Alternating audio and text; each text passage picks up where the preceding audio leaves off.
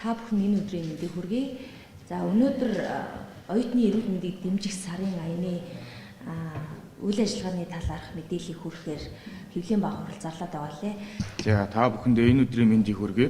2018 оны 11-р сарын 27-ны өдрийн эрүүл мэндийн сайд боловсрол соёл шинжлэх ухаан спортын сайдын хамтарсан А480 А739 тоод тушаалын дагуу жил бүр оюутныг дэмжих сарын аян зохион байгуулахаар болсон. Тусаяны хүрээнд 2013 онд эрүүл мэндийн сайдын гаргасан тушаалаар эрүүл мэндийн даатгалын тухай хууль заасны дагуу оюутны эрүүл мэндийн даатгалын өөрөө хариуцах ба даатгалын хураамж төлөвлөх явцыг хянж ажиллахыг ихтэй сургууль, коллеж, политехник, мэрэгжлийн сургалт үйлдвэрлэлийн төвийн захирал нарт үүрэг болгосон байгаа. 2018-аас 19 оны хичээлийн жилд хамрагдалт 52% оюутны эрүүл мэндийн урьдчилсан сэргийлэх эрт илрүүлэх үздэг хамрагдж байсан. 2019-с 2020 оны хичээлийн жилд ер нь бол оюутны эрүүл мэндийн урьдчилсан сэргийлэх эрт илрүүлэх үздэгийг 70% төрөх зорилготойгоор ажиллаж эхэлсэн. Энэ онд аяныг эрүүл оюутан эрүүл хандлага уриатаагаар 9 сараас бэлтгэл эхэлж 10 сарын 1-ээс 11 сарын 25-ны хооронд зохион байгуулахаар ажиллаж эхэлсэн байгаа. Тэгээ энэхүү аяны хүрээнд оюутны эрүүл мэндийн урьдчилан сэргийлэх эрт илрүүлэх үзлэгт бүрэн хамруулах оюутан залуучуудын эрүүл мэндийн мэдлэг боловсролыг дэвшлүүлэх, арх тамхи хорт зуршлаас сэргийлэх, анхны тусламж үзүүлэхэд сургацгаая. БЗДХ ХДХ-д дохоос сэргийлэх, гэр бүл төлөвлөлт эрхтэйчүүдийн эрүүл мэнд сэдвээр сургалт сурчлагаа зохион байгуулад байна.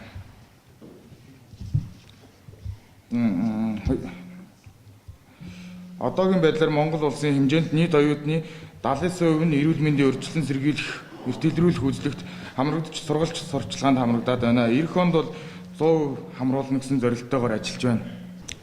Ихтэй сургуулийн оюутан залуучууд мэрэгжил сургалт үйлдвэрлэлийн төвийн оюутнуудад эрүүл мэндийн боловсрол олгох, за тэднийг урьдчилан сэргийлэх чиглэлд анхаарах, за мөн яг дотуур байр амьдардаг орон нутгаас ирсэн оюутан залуучуудад эрүүл мэндийн боловсрол олгох талаар нийгмийн эрүүл мэндийн үндэсний төвөөс мэрэгжил арга зүйгээр хангадаг. За үүнээс гадна бол оюутан залуучуудад судалгаа мөн бодлого шийдвэр гаргагч нарт зориулж судалгааг хийдэг байгаа. Тэгэхээр 2012 онд оюутан залуучуудад дунд архины судалгаа гаргасан байгаа. Архины хэрэглээний талаарх судалгаа гаргасан байгаа. Тэгэхээр энэ судалгааны үр дүнг бас та бүхэн танилцуулъя гэж бодож байна. За оюутан залуучууд талаас их хувь нь бол арх согтууруулах ундаа хэрэгжилж үтсэн. За тэмдэглэлт баярын үеэр бусдын нөлөөнд бол автаж арх согтууруулах ундаа хэрэгэлдэг дадалтай болсон.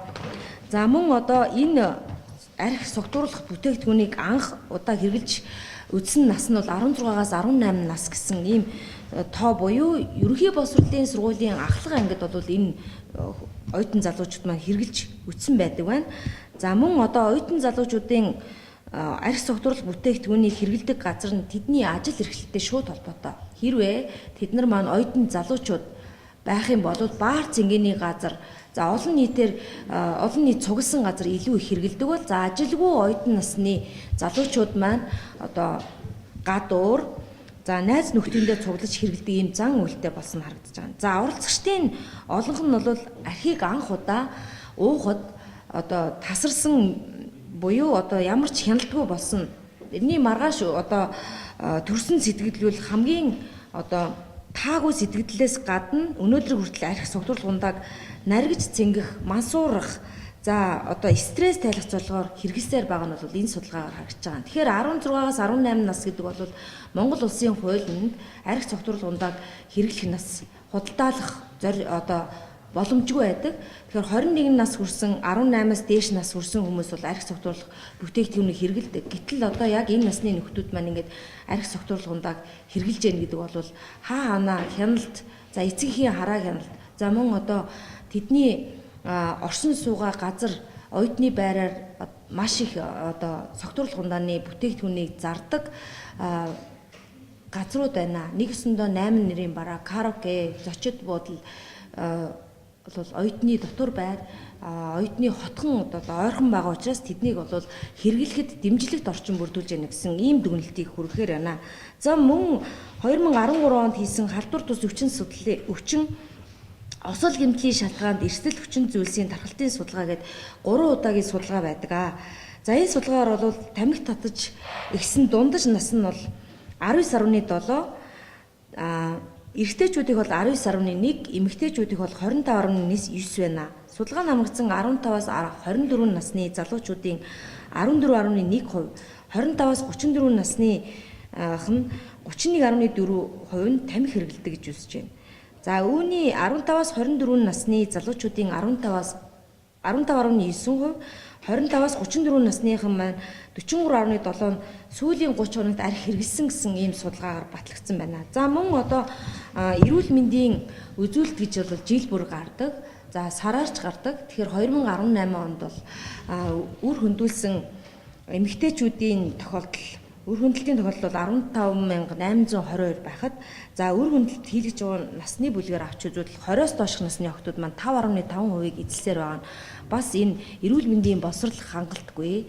За хүсээгүй жирэмслэлт өртсөн хүсээгүй жирэмслэлтийн маань үр дүн бол үр хөндлөлт байдаг. Тэгэхээр энэ талаар бол бас мэдлэг дадлах хандлага нь буруу байгааг хангаж байгаа юм байна. За өнгөрсөн жилээс эхлээ сая хэллээ үзлэг шинжилгээнд хамрагдж байгаа. Ямар үзлэг шинжилгээг ингээд зохион байгуулад байгаа юм бэ гэвэл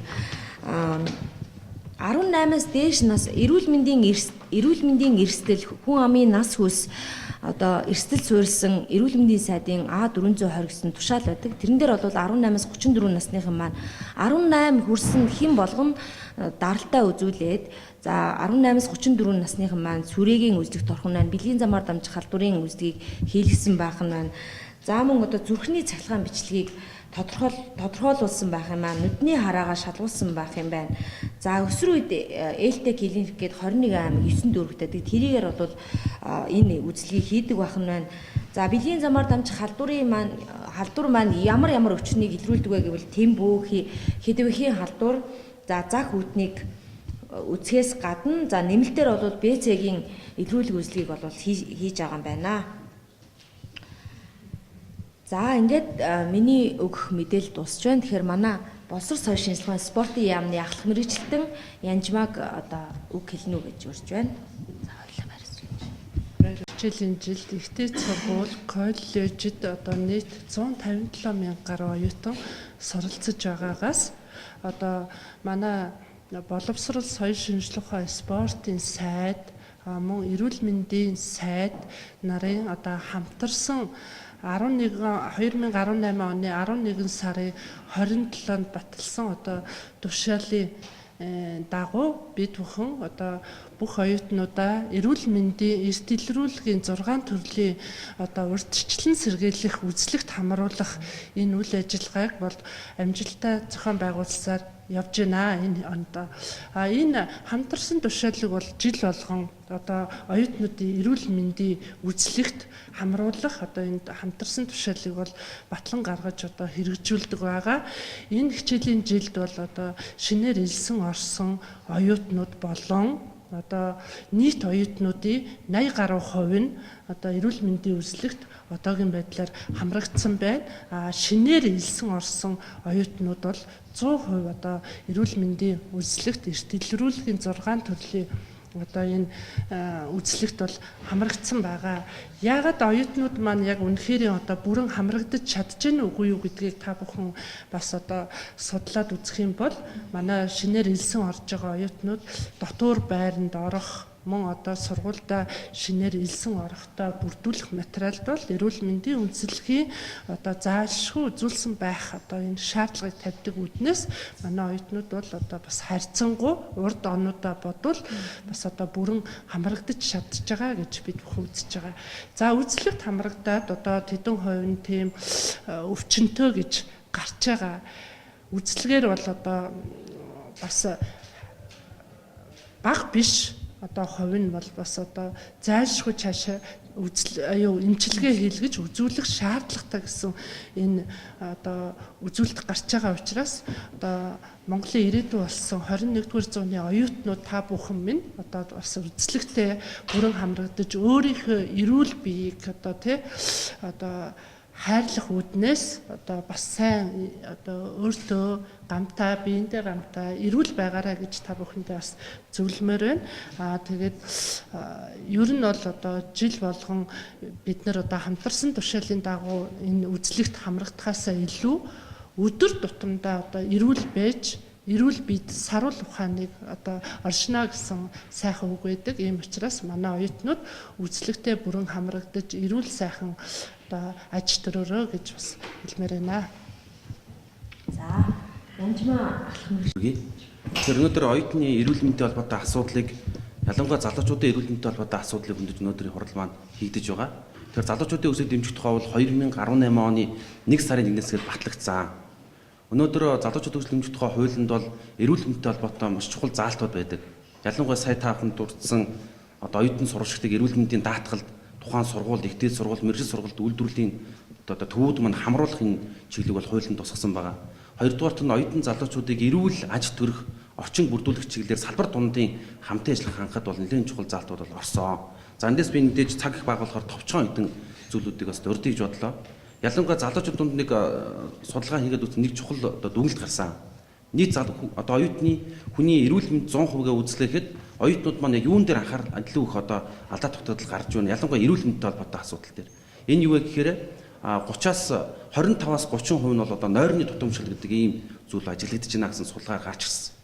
Хоёрдугаарт нь зөв хооллолтой холбоотой асуудал гарч ирж байгаа. Энэ болохоор 10-аас 16% нь зөв хооллолтын одоо асуудалтай байна гэж. За дараагийн нэг зүйл бол хөдөлгөөний тутамшил гэдэг нийтдээ одоо 24-өөс 30% нь бол хөдөлгөөний тутамшил байна гэж үзэж байгаа.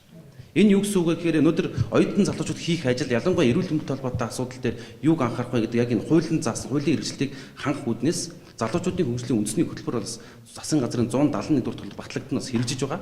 За энэний хүрээнд бол бид бүхэн өнөөдөр эрүүл оюутан эерэг хандлага гэдэг үндэсний аяныг зохион байгуулж байна. Оюутнууд нь амьдралынхаа хэв маягийг яаж эрүүл байлгах вэ? Эрүүл амьдрах арч төрх тэр одоо соёлыг яаж бий болгох вэ гэдэг асуудал дээр энийг манай эрүүл мэндийн үндэсний одоо төвийнхөнтэй холбогдох мэргэжлийн байгууллагатай хамтарч бол хийж байгаа. За дараагийн нэг зүйл бол яг сая бас хэрлээ эрүүл мэндийн байгууллага ямар нэгэн байдлаар үйлчлэгээ үзүүлэхэд тэдэнд дээлтэй байх хэрэгтэй.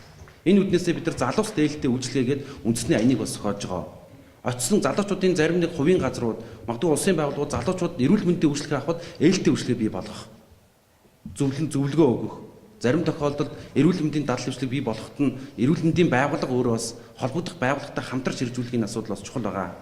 За манайх залуучуудын өсөлт дэмжих тухай хууль хэрэгжсэнтэй холбоотойгоор улсын хэмжээнд 35 залуучуудын хөгжлийн төв байгуулагдсан. Энэ төв дээр эрүүл мэндийн үйлчлэгэнд холбон зуршлах гэсэн үүрэг байгаа. Нэгдүгээрт. Хоёрдугаарт нь бид хүн сэтгэл зүйн зөвлөгөө өгж байгаа. Үн төлбөргөө өгж байгаа.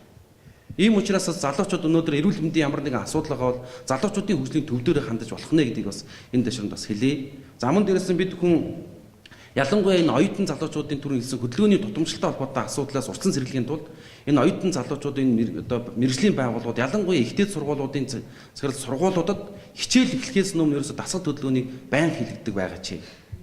Ерөөсө ингэснээр тухайн оюутан залуучуудыг эрүүл байх одоо нэг чухал том үүргээ тухайн байгууллагын. Тийм учраас бас энэ хөвлийн баварлаас бас энийг бас манай гэр бүл хөгжлийн газраас урайлмаар байна. За мөн дээрээс нь бид хүн бас оюутан залуучуудыг ялангуяа түрүү хэлсэн нөхөн өрчгөн эрүүл мэнд боловсрол олох үүднээс бид хүн залуу гэр бүлүүдэд зориулсан залуу одоо оюутнуудаа зориулсан халамжтай аав гэдэг үндэсний сургалтыг бид нар тухайн газар дээр нь одоо байгууллага дээр нь очиж хийж байгаа. Ингэснээр нөхөн өрчгөн боловсрол гэр бүл төлөвлөлт. За мөн дээрээс нь яавал одоо бэлгийн замын болон бусад халдвар төвчнөөс урьдчилан сэргийлэх үү гэдэг талын мэдлэг хандлагыг бас төлөвшүүлэх зорилгоор сургалт маань одоо залуучуудын хөгжлийн сарын хүрээнд хэрэгжиж эхэлсэн. Энэ маань цаашдаа бас тогтмол явахаар бид хүн төлж байгаа гэж хэлье. Тэржмаа гэж байна. За тэр хөтөлбөр ёсоор хамгийн дөрөв эрүүл мэндийн хэрэгцээтэй шууд холбоотой. Хэрвээ бид нар маань оюутан залуучууд байх юм бол баах цэнгэний газар 11 сарын 27-нд эрүүл мэндийн сайд боловсрол соёлын шинж 13 он эрүүл мэндийн сайдын шатар эрүүл мэндийн даатгалын тухай хуулиар хэд тохиолдол сэргийлийг гэр бүл одоо тасарсан буюу одоо ямар ч хэрэггүй болсон. Эрүүл оюутан эрүүл хандлага уриатаагаар 9 сар бэлтгэл ихэж 10 сарын 1-ээс 11 сарын 20-нд сурчлагын хамтлаад байна. Энэ хонд хоо хамгаалсан гэсэн зорилготойгоор ажиллаж байна. Өөрөнд оюутны эрүүл мэндийн Нэндийн урьдчилан сэргийлэх эрт илрүүлэх үзлэгт бүрэн хамрах оюутан залуучуудын эрүүл мэндийн мэдлэг боловсрол мансуурах за одоо стресс харилцаагаар хэрэгсээр гарах энэ судалгаа гарч байгаа. Тэгэхээр 10 сэдвүүд ингээд хэрэгжүүлсэн. За тэмдэглэлт баярын үеэр боловсрол суурьшин спортын яам, эрүүл мэндийн яамны одоо сайдуудын хамтарсан тушаалын хэрэгжлийг анх удаа хэрэгж үдсэн нас нь 16-аас 18 нас гэсэн ийм тоо буюу өргөийг бас за мөн одоо тэдний оршин суугаа газар оюутны байраар маш эрүүл мэндийн боловсрол хангалтгүй. За эсээгүй жирэмслэлт үлдсэн эсээгүй жирэмслэлтийн маань үр дүн хангасан тушаал байдаг. Тэрэн дээр бол 18-аас 34 насныхан маань 18 хүрсэн болгон хамтарсан 2018 оны 11 сарын 27-нд батлсан энэ үйл ажиллагааг бол амжилттай зохион байгуулсаар явж байна. Ялангуяа сая та бүхэнд дурдсан оюутан сурагчдыг эрүүл мэндийн даатгал тухайн сургууль идэвхтэй сан маань байхаар ингээд дурдсан байна. За энэ үеийн